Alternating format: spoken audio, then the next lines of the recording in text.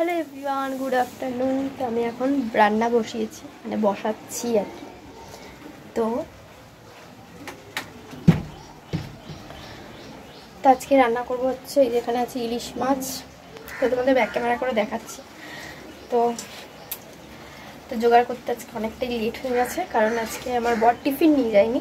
তো সকালবেলা যেহেতু রান্নাটা হয়ে যায়, তো আজকে আর করিনি, আজকে এখন বেলাতেই রান্নাটা করবো। তো চলো তোমাদের দেখাই কি রান্না করছি। করবো হচ্ছে এই যে এখানে ইলিশ মাছ আছে, আর মাছের মাথাও রয়েছে, ইলিশ মাছের মাথাটা। তো সেটা দিয়ে করবো হচ্ছে এই যে পুঁই শাকটা কাটা হয়ে গেছে, ধোয়াও হয়ে গেছে, আর এই যে ধুয়ে রেখেছি। আর এখানে একজন এই যে মাছের গন্ধে এখানে চলে এসছে আমার পায়ের সামনে। তো যাই হোক, চলো রান্নাটা করা যাক। একটু পরে চলে আসবে, আজকে তাড়াতাড়ি কাজ হয়ে যাবে, তো সেই জন্যই আজকে আর সকালবেলা রান্না হয়নি। তো চলো এখন রান্নাটা করি।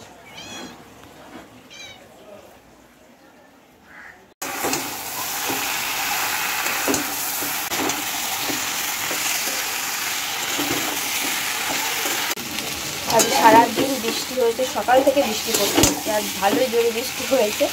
হ্যাঁ, তো কালকের ওয়েদারটা খুব ভালো ছিল, আজকের ওয়েদারটা একদম ভালো না, কিছু শোকাবে না। আর এই যে এখানে পুঁই শাকটাও করছি, সব মশলা টশলা সব দিয়ে দিয়েছি, আদা জিরে কাঁচা লঙ্কা এটাই দিয়েছি। নর্মালি ভালো লাগে, বেশি কিছু দিলে ভালো লাগে না, কিছু না দিলেও, মশলা না দিলেও ভালো লাগে। যেহেতু ইলিশ মাছের মাথা রয়েছে তাই জন্য, যদিও বা ইলিশ মাছটা অনেকটাই ছোটো, কিন্তু তাও। তো চলো রান্নাটা করি। একদম ওয়েদার ভালো না, এখনও ঝিরিঝিরি বৃষ্টি হয়েই যাচ্ছে। এই জানে কখন কমবে, আর রোদ উঠবে না। মানে দেখে মনে হচ্ছে, ক্যামেরায় মনে হচ্ছে বাইরের অবস্থা, হালকা হালকা বৃষ্টি পড়ছে, বোঝা যাচ্ছে কিনা জানি না, বাট বৃষ্টি পড়ছে হালকা হালকা, ঝিরিঝিরি পড়ছে। আর এখানে হচ্ছে আমার রান্না বান্না।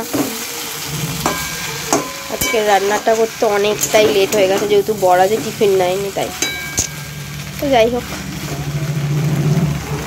ভালোই সেন্ট কিন্তু ভালোই বেরিয়েছে। মাছটা ছোট হলে হবে কি, সেন্টটা বেশ ভালোই বেরিয়েছে। তো দেখে বুঝতেই পারছো মাছটা খুব একটা বড় নয়। তো চলো রান্নাটা সেরে ফেলি, তারপরে দেখাচ্ছি।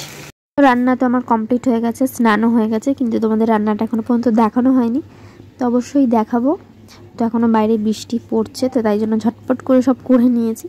তো চলো, এই যে এখানে হচ্ছে মাছের মাথা দিয়ে পুঁই শাক, যেটা করে নিয়েছি। আর এখানে আছে ভেন্ডি ভাজা পেঁয়াজ দিয়ে, যেটা খুবই ভালো খেতে হয়েছে।